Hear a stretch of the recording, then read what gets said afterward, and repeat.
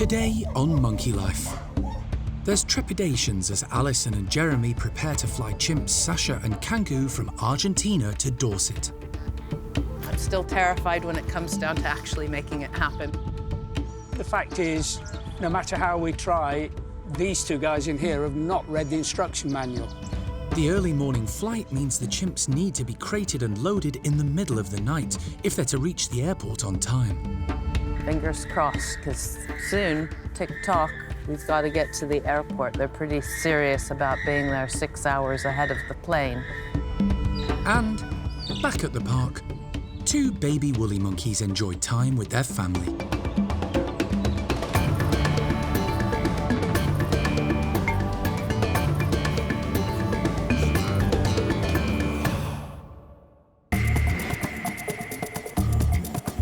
Monkey World in Dorset, very deep in the English countryside, is the largest sanctuary of its kind on the planet. The team, led by Dr. Alison Cronin, rescue and rehabilitate abused and unwanted primates from all over the world. I'm shocked. This animal is living in fear of its life at all times. The park provides a home for more than 260 primates from 25 different species.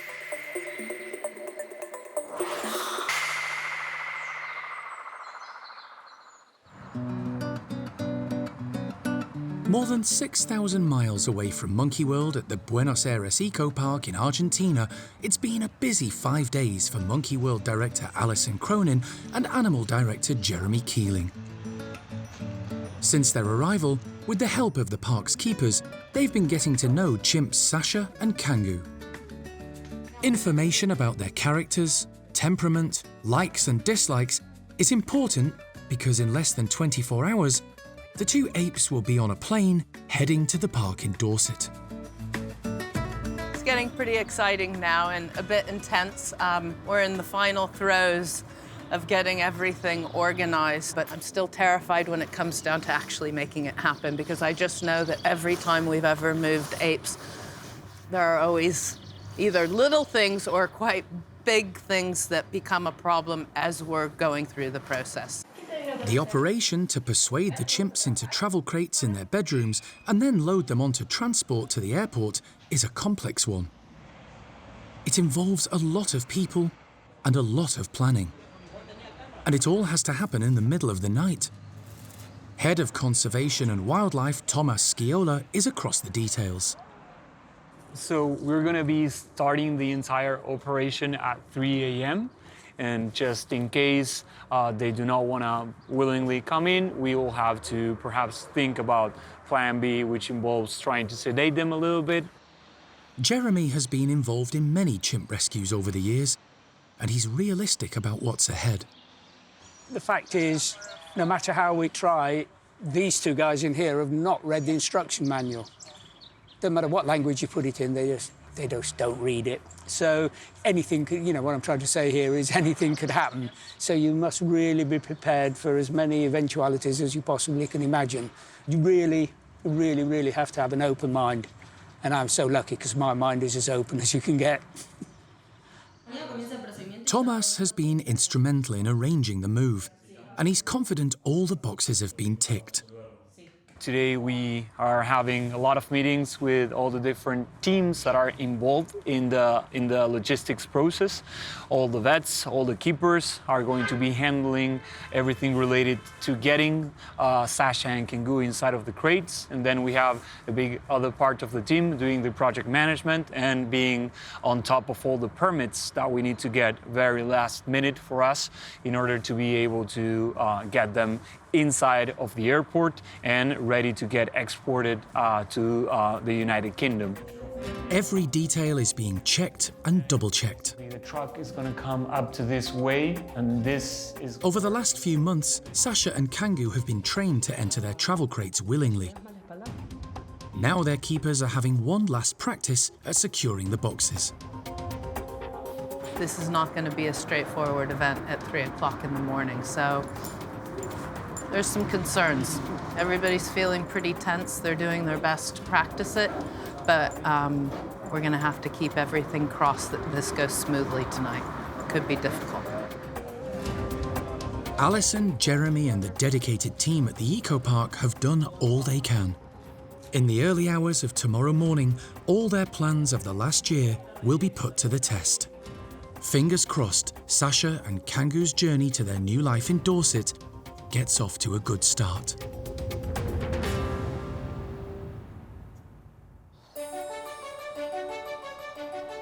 Back at the park in Dorset, a group of monkeys that are native to South America are in for a treat.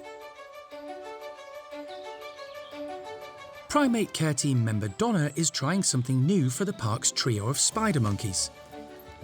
They're not the most active or motivated group, and the team are constantly trying to come up with new ways to engage them.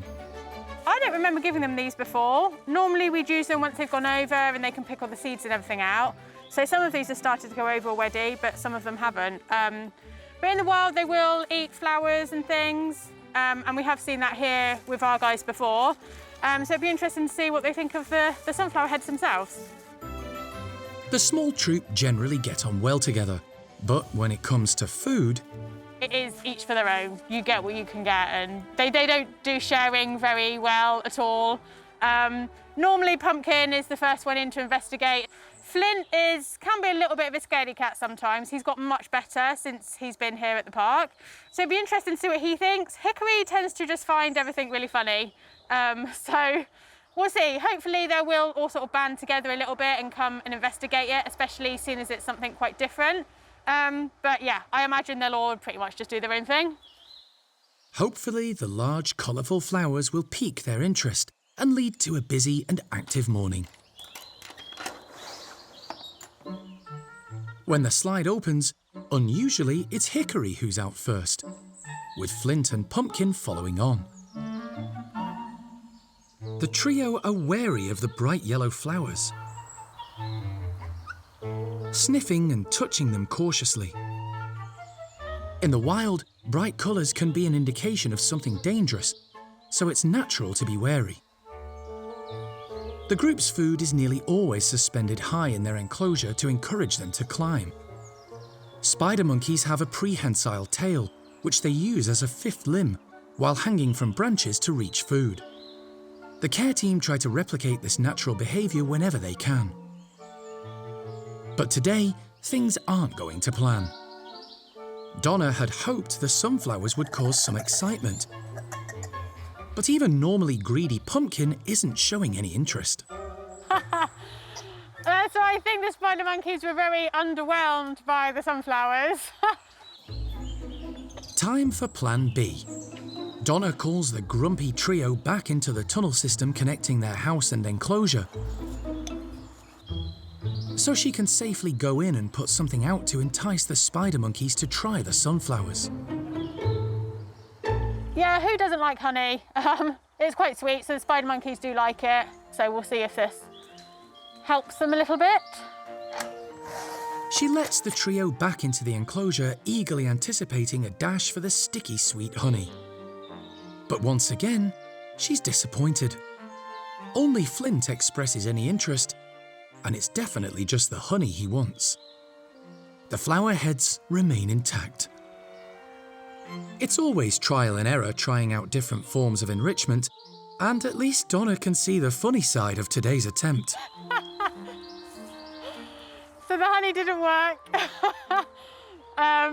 For now, didn't go very well. Didn't go as planned. But she leaves the sunflowers in place for a while, in the hope the three spider monkeys will work out they really are a treat worth trying.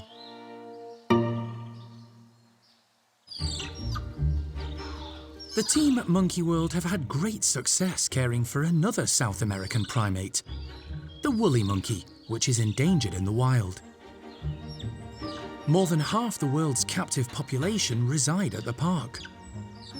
It's the last surviving centre with a healthy breeding woolly monkey population outside its native area. And there was cause for celebration recently following the birth of 2 babies, just a week apart in the same group.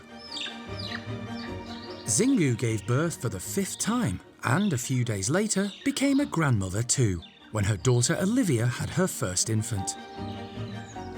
I mean, I think that is quite unusual for us here to have babies born within a couple of weeks of each other like that, and it really benefited. I think it certainly benefited Olivia being a first-time mum. I think having Zingu's kind of experience there and having her, and that you could really see that that was a real support to her, because Olivia was definitely overwhelmed for the first few days, and she was obviously very tired as well. But now they've both settled into it. They're developing really, really well. So yeah, we're happy with those guys.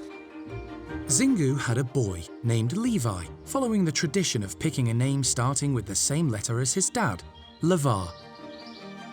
Olivia's baby is a girl, Benita, because the team suspect young adult Bueno Jr. is the father.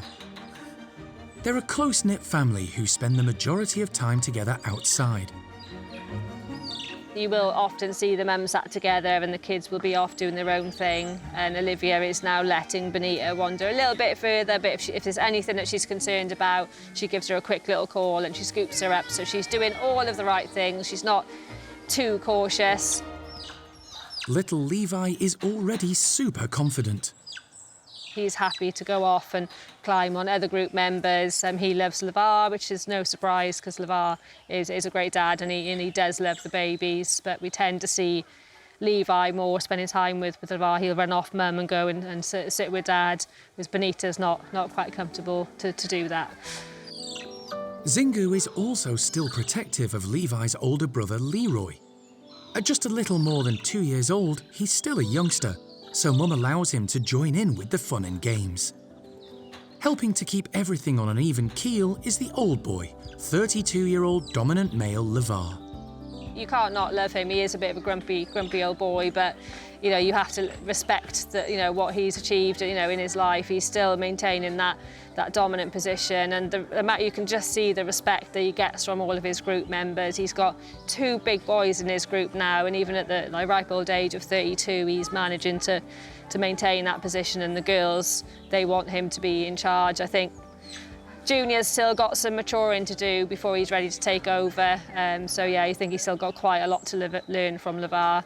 But he's a very impressive dominant male compared to the other boys we've got here. He just ticks all the boxes, really. And hopefully he'll continue to be the centre of his growing family and a great role model for the youngsters for some time to come.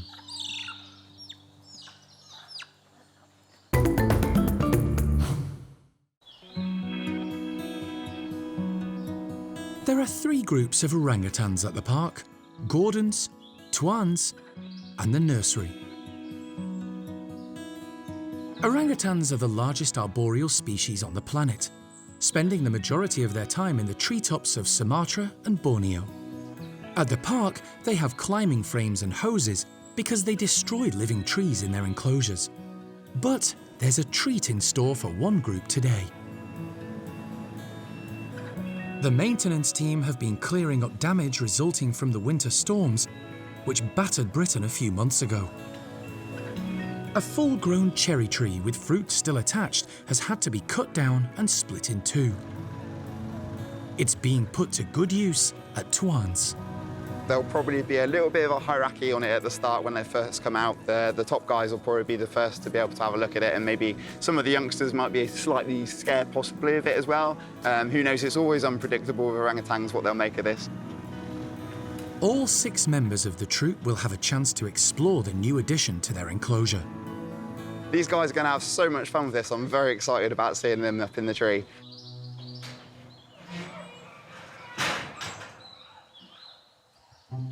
Young female Awan is first out, closely followed by leader Twan.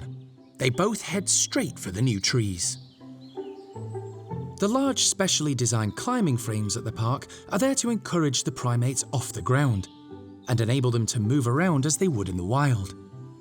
But a real, flexible tree is different, as leader Twan demonstrates when he climbs it. The 2 youngsters, Hujan and Awan, are cautious at first. They've never climbed a real tree before. They stick to the hoses, not sure what to make of it all.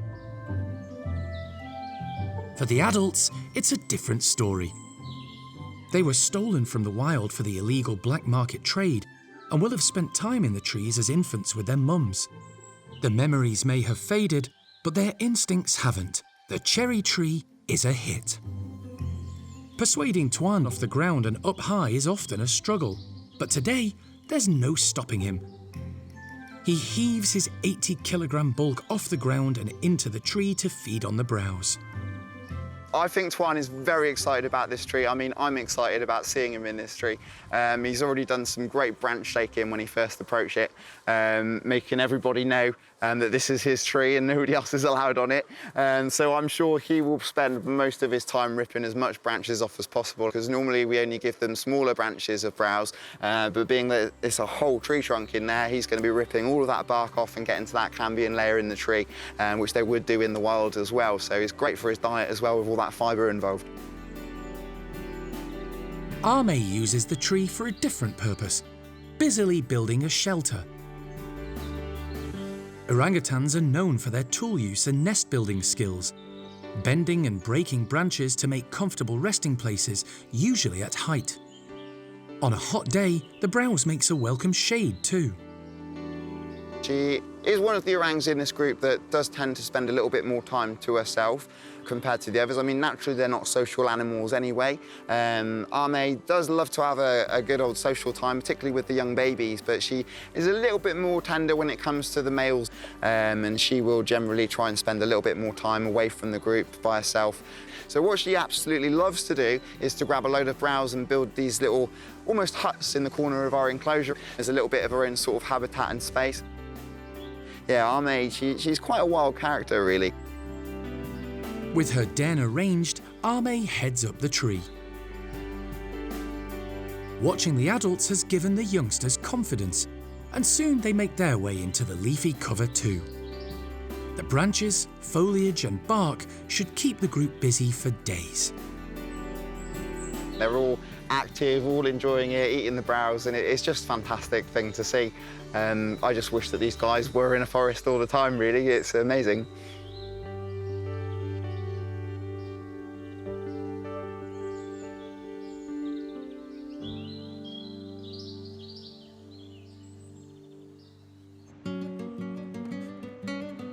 It's the middle of the night in Argentina, and for Alison and Jeremy, it's the start of a 36-hour journey to take two chimpanzees to a new life, more than 6,000 miles away at Monkey World in Dorset.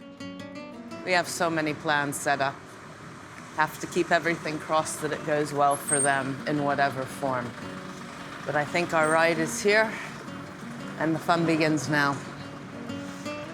For the last 5 days, Alison and Jeremy have been getting to know chimps Sasha and Kangoo, with the help of the keepers who've loved and cared for them for many years. Everyone has done their best in preparation for the big day, and now it's here. With a morning flight to the UK and mountains of official paperwork to go through before the chimps can be loaded onto the plane, an early start is essential. But if the operation is to stay on schedule, Sasha and Kangoo will need to cooperate and go straight into their travel crates. The whole operation depends on the animals going in the box, so, you know, it would be a complete disaster if they didn't. But the day is young. Who knows?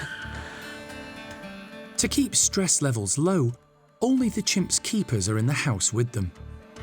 They've been training the pair for this moment all year, and their efforts pay off. Perfect job. Absolutely perfect.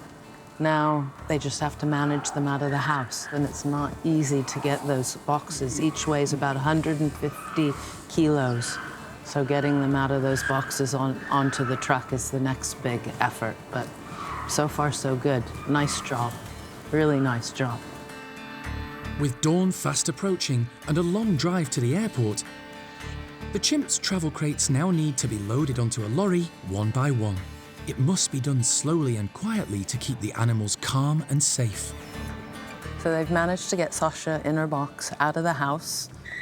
They've got that all sorted out, and this is now Kangoo being shifted. Fingers crossed, because soon, tick-tock, we've got to get to the airport. They're pretty serious about being there 6 hours ahead of the plane, and we're going to be eventually cutting it close if he takes as long as she did. So hopefully they can move it along. Kangoo's crate makes steady progress towards the lorry. Then he's on board.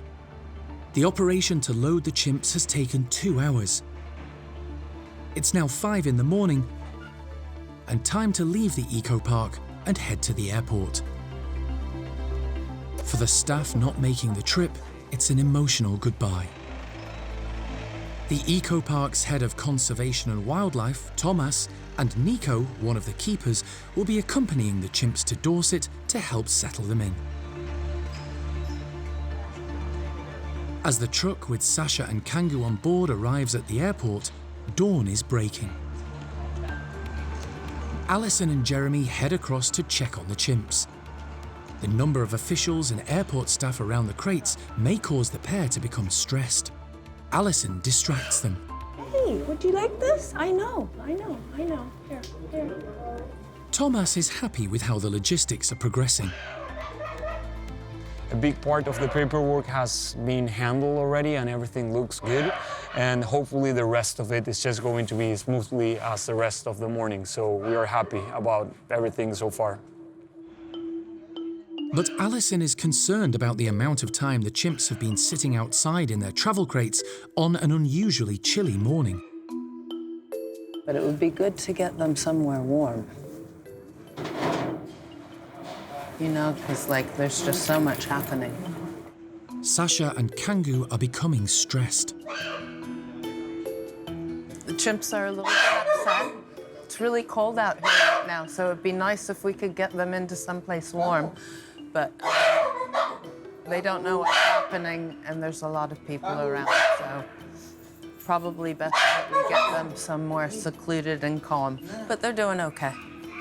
The eco-park's keepers have one last preparation for the long flight. We are giving them sheets. We are actually passing it through the little holes in the crates so they are comfortable and they are not cold during the flights. With all the paperwork checked, it's now a waiting game. I'll feel a whole lot happier when I see their boxes strapped to the pallets and them sort of on their way out to the plane. So got some bedding going in. That's good. That's good. Really now we just need to make this thing move. Minutes later, they're given the green light. The plane is ready for the chimps to be loaded on board. There's just time for final goodbyes and some extra food and water for the journey before Sasha and Kangoo are towed to the plane. Next stop, Dorset, and the start of a brand new life.